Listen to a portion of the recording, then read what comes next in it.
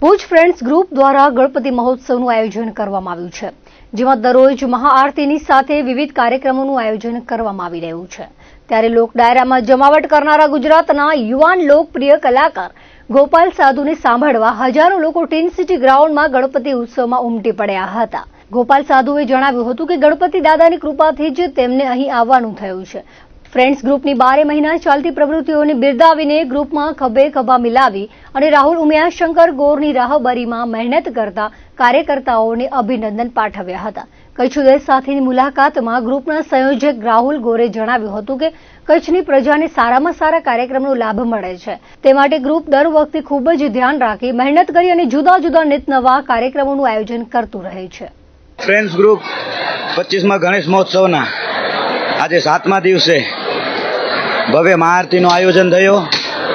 હજારોની સંખ્યામાં અહીં ભક્તો ઉપસ્થિત રહ્યા અને હવે ગોપાલભાઈ સાધુનો અહીં ડાયરો રાખવામાં આવ્યો છે। એનામાં પણ આપ જોઈ શકો છો હજારોની સંખ્યામાં ભક્તો અહીં ઉપસ્થિત છે।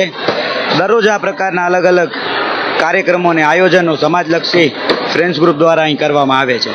હું છું આપનો ગોપાલ સાધુ અને આજે આવી ગયો છું ભુજમાં।